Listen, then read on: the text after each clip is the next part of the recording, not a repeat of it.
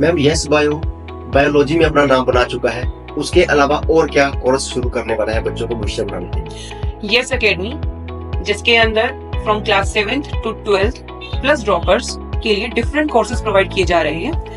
7th to 10th class हम foundation courses provide करते हैं, that includes homework plus extra curricular activities.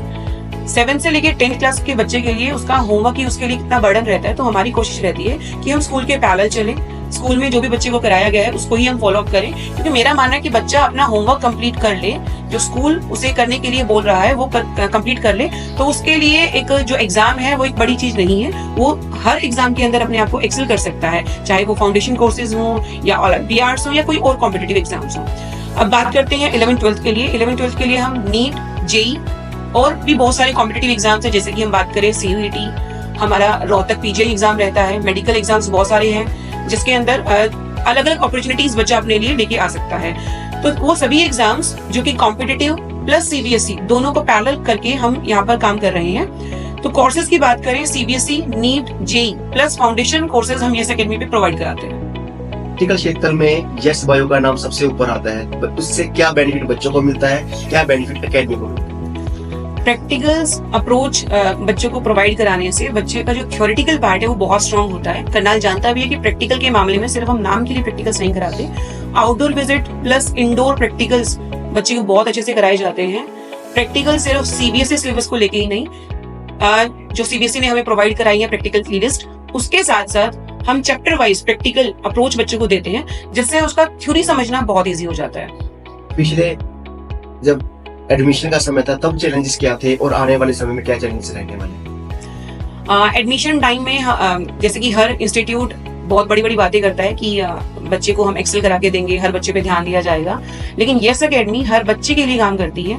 चाहे हम बात करें टेबल टीचिंग की, क्योंकि हर बच्चे का अपना लेवल होता है, एक एक बच्चे को हम पकड़ के बढ़ाते हैं। एडमिशन टाइम में ऐसा नहीं कि एडमिशन टाइम में ही, आप बच्चों से भी पूछ सकते हैं, जो एग्जाम टाइम है वो बच्चों के लिए बहुत क्रूशियल रहता है, और अधिकतर सेंटर्स एग्जाम टाइम में बच्चों को छोड़ देते हैं, फ्री कर देते हैं, बट हमारी एकेडमी बच्चों को एग्जाम टाइम में स्पेशली एक एक बच्चे की रिक्वायरमेंट के अकॉर्डिंग उसे पढ़ाया जा रहा है। फ्रॉम 9 AM to 9 PM बच्चे की काउंसलिंग प्लस एक एक पोर्शन पे काम करना, वो यस एकेडमी का मोटो है। एकेडमी के लिए बहुत चैलेंजेस रहते हैं, पहले तो बच्चों को सेटिस्फाई करना, पेरेंट्स को सेटिस्फाई करना, फिर खुद भी सेटिस्फाई होना कि बच्चे यहाँ से पढ़कर गए हैं, उसको लेकर के। बिल्कुल, सबसे बड़ी नीड तो यहाँ पर बच्चे की है कि बच्चा किस परसेंटेज से स्टार्ट हुआ और उसको कहाँ तक हमें पहुंचाना है, क्योंकि एक क्राइटेरिया रहता है जिसके अंदर हमें बच्चे की अपग्रेड, जो परसेंटेज है वो अपग्रेड करना जरूरी है, एनहांस करना जरूरी है। मैं नहीं कहती कि हर बच्चे को हम 90 प्लस पहुंचा देंगे, लेकिन अपग्रेडेशन और उसकी एकेडमिक परफॉर्मेंस जो है उसमें अपग्रेडेशन जरूरी है। तो मेरा और मेरी एकेडमी का मोटो रहता है कि हम बच्चे की परफॉर्मेंस को एनहांस करें, अपग्रेड करें उसके इनिशियल लेवल से। यस बायो समय समय पर स्कॉलरशिप टेस्ट ऑर्गेनाइज करता रहता है, बच्चों का कैसा रुझान रहता है उसमें? जी जरूर, फर्स्ट स्कॉलरशिप एग्जाम हमने कंडक्ट किया था last to last Sunday.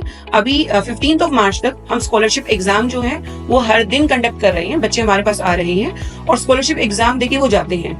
Scholarship exam actually इसलिए कंडक्ट किया जाता है क्योंकि हर बच्चा, हर पेरेंट एकेडमी की फीस जो है वो फिल नहीं कर सकता, वो नहीं भर सकता है। तो उन बच्चों के लिए जो कि बहुत अच्छे हैं पढ़ाई में लेकिन बैकग्राउंड कुछ इस तरह से नहीं है कि वो एकेडमी की फीस दे सके, तो उन बच्चों के लिए स्कॉलरशिप एग्जाम हम कंडक्ट करा रहे हैं, ताकि वो सभी बच्चे जो बहुत अच्छे हैं एकेडमिक परफॉर्मेंस को लेके, वो किसी भी कारणवश शिक्षा से वंचित ना रह जाएं, एक अच्छी कोचिंग उनको प्रोवाइड की जाए।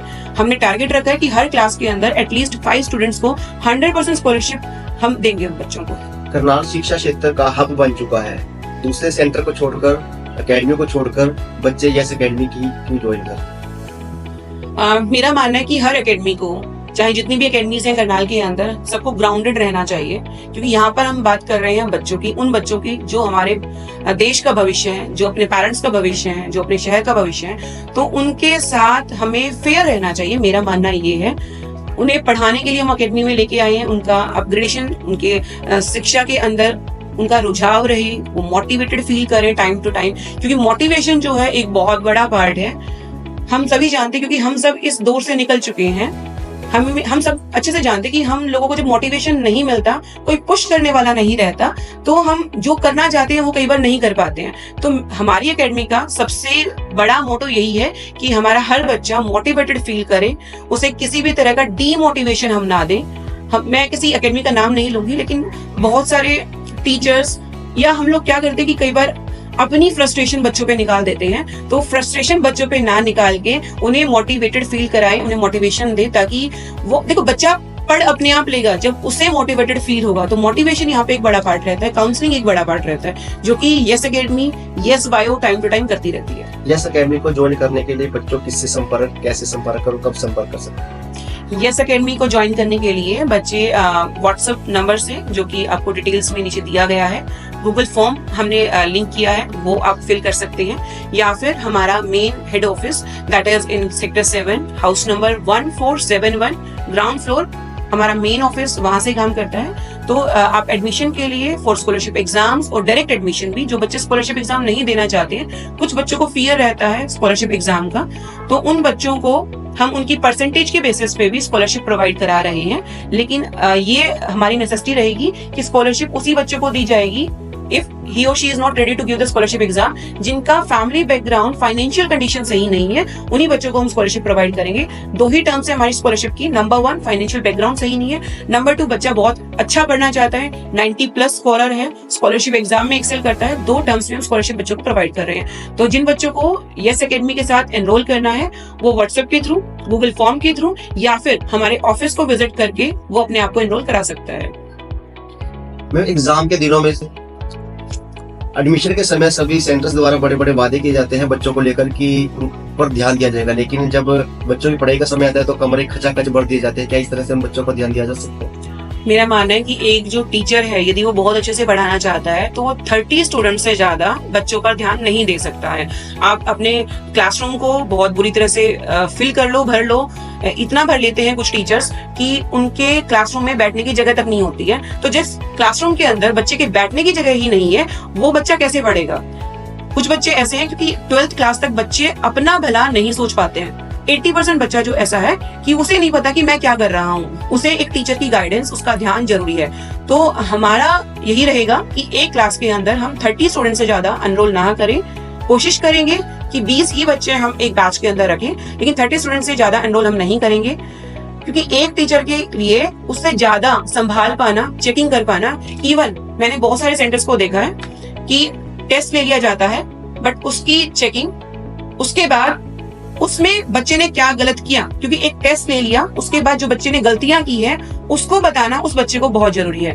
तो एक क्लासरूम में जिसमें 60, 70, इवन 100, 150 स्टूडेंट्स हैं, उस बच्चे को, हर बच्चे तक पहुंचना टीचर के लिए आई थिंक पॉसिबल नहीं है। अंत में यस बायो कहाँ पर स्थित है? मैंने एक बार 10 बच्चों को बता दीजिए। यस एकेडमी हमारी सेक्टर 7, सेक्टर 14, 2 ब्रांचेस हमारी हैं। सेक्टर 7 के अंदर we are enrolling for 2 branches. Number 1 is the main office, जिसमें हमारी फाउंडेशन क्लासेस चलेंगी, that is house number 1471, and the next one is in the market number 1, sector 7, by the name Yes Academy. Thank you.